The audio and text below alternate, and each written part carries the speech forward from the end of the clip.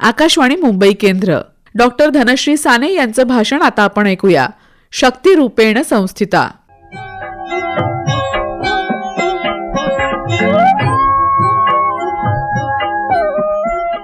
सर्वमंगलमांगल्ये शिवे सर्वार्थसाधिके शरण्ये त्र्यंबके गौरी नारायणी नमोस्तुते.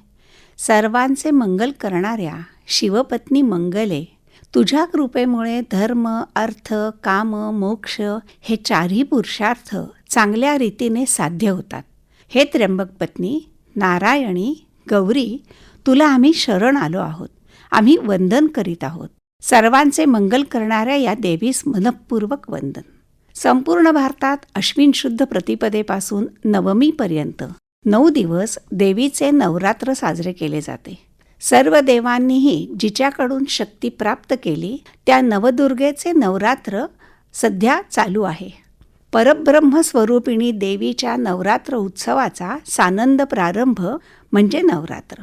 नवरात्रीचा हा सण या शक्तीच्या विषयीची कृतज्ञता व्यक्त करण्याचा आहे.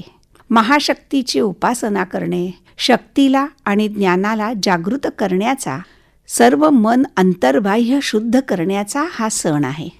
नवरात्रात दुर्गा पूजेला खूप महत्त्व आहे. दुर्गा म्हणजे शक्ती.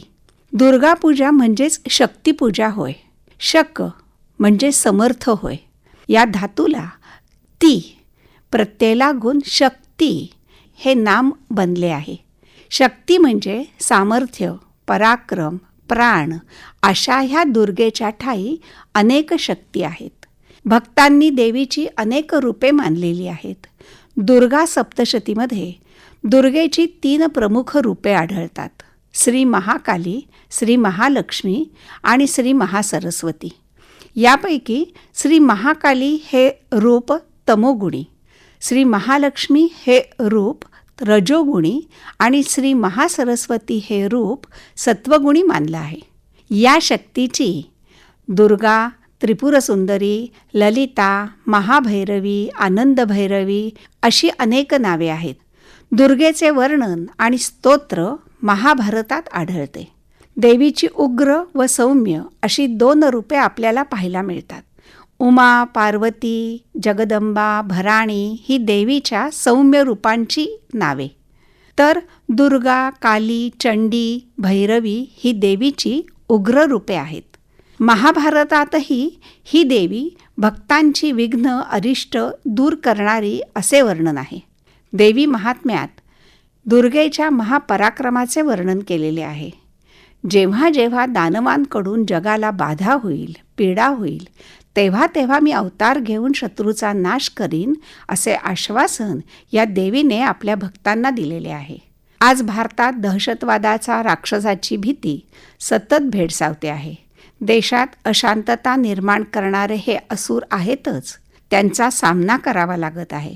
या दहशतवादी दानवांचा कणखरपणे, ताकदीने निःपात करण्याचे सामर्थ्य आज सैन्य दलातील दुर्गांनी दाखवून दिले आहे. Colonel Sofiya Qureshi, wing commander Vyomika Singh, commander Prerna Deosthali यांनी सिंदूर ऑपरेशनच्या वेळी दिलेल्या प्रत्युत्तरातून दुर्गेचा पराक्रम दाखवला आहे. या संग्रामात दुर्गेची रौद्र आणि सौम्य अशा दोन्ही रूपांचे दर्शन घडलेले आहे.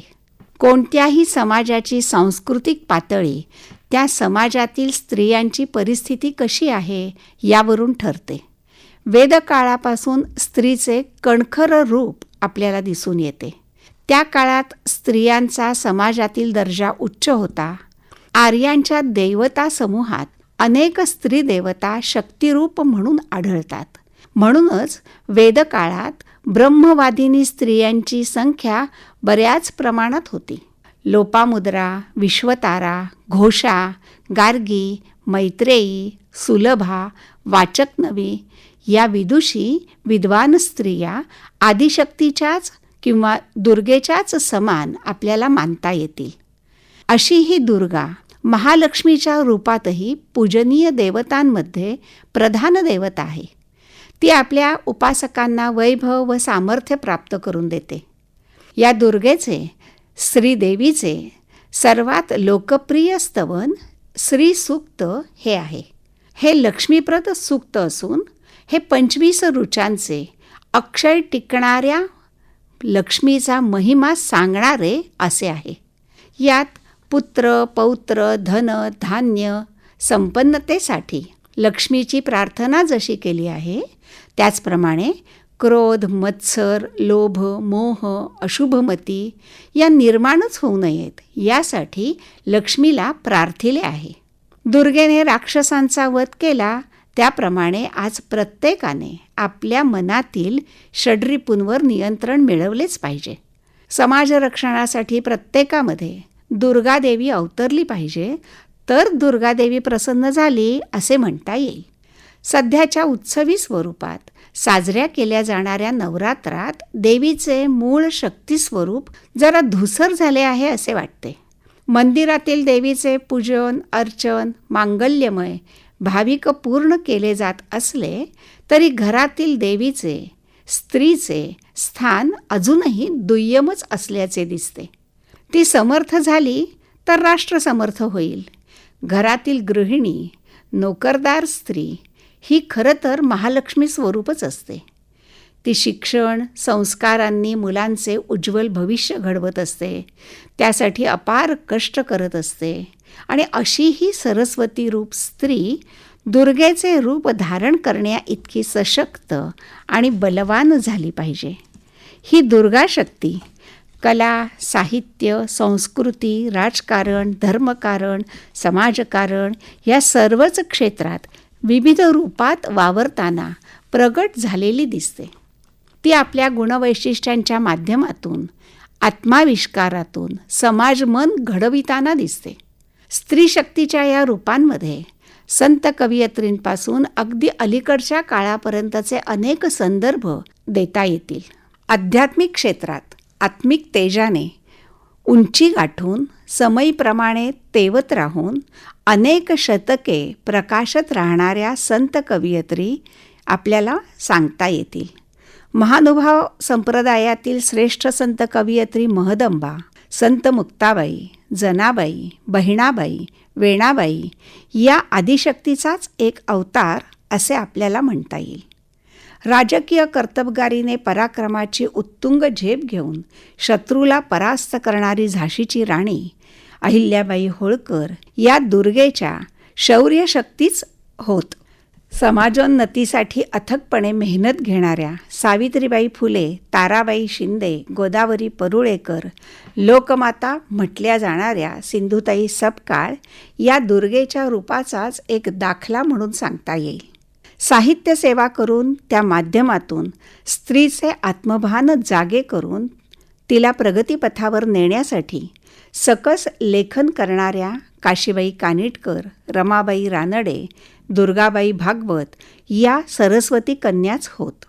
संशोधन क्षेत्रात महत्त्वाची कामगिरी बजावणाऱ्या कमलाबाई सोहनी, रोहिणी गोडबोले या संशोधिका शास्त्रज्ञ सरस्वती दुर्गा यांचीच रूपे सांगता येतील. मंगळयानाच्या संशोधनात अत्यंत मोलाचे कार्य करणाऱ्या संशोधक स्त्रिया, शास्त्रज्ञ याही या सरस्वतीचीच रूपे आहेत. त्याबरोबरच गान सरस्वती अन्नपूर्णा देवी, गानकोकिळा लता मंगेशकर, नृत्य सरस्वती रुक्मिणीबाई आरंडेल, रोहिणी भाटे या दुर्गेच्याच विविध रूपांचा आविष्कार आहेत.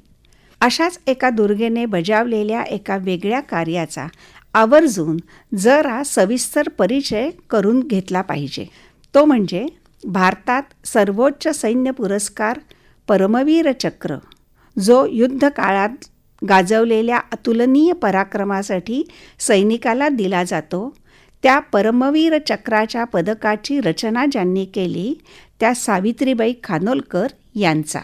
शीख रेजिमेंटचे भारतीय सैनिकी अधिकारी विक्रम खानोलकर यांच्या त्या पत्नी, त्या पूर्वाश्रमीच्या इव्हा इव्हान लिंडा माडेसी मोरोम.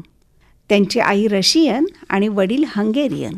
हिंदू धर्म स्वीकारून त्यांनी खानोलकर यांच्याशी प्रेमविवाह केला. लग्नानंतर त्या मराठी, संस्कृत, हिंदी या भाषा शिकल्या. भारतीय संस्कृती आत्मसात केली. लोकसाहित्यात नृत्य, चित्रकला, संगीत यात नैपुण्य मिळवले. हिंदू पौराणिक ग्रंथांचे, इतिहासाचे त्यांनी सखोल ज्ञान करून घेतले. त्याचमुळे या परमवीर चक्राची रचना करण्याची जबाबदारी पंडित नेहरू यांनी त्यांच्यावर सोपवली. त्यानुसार त्यांनी पुराणातील ऋषी दधीचींच्या कथेपासून प्रेरणा घेऊन परमवीर चक्राची रचना केली. या पदकाचा आकार गोल असून त्यावर इंद्राच्या वज्राच्या 4 प्रतिकृती आहेत. त्या दधीची ऋषींनी केलेल्या समर्पणाची प्रतीके आहेत.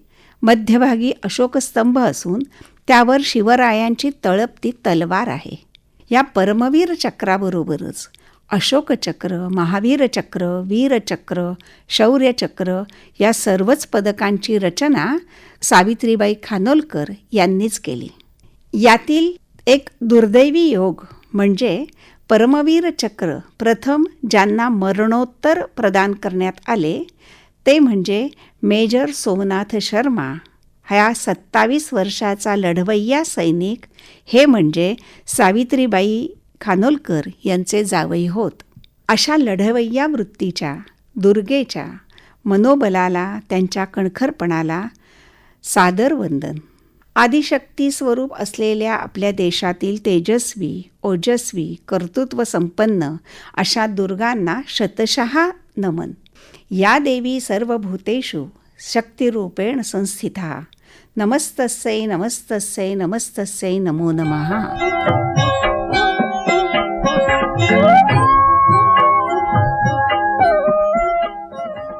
मंडळी, आत्ताच आपण ऐकत होता धनश्री साने यांचं भाषण शक्तिरूपेण संस्थिता. ही आकाशवाणीच्या मुंबई केंद्राची निर्मिती होती.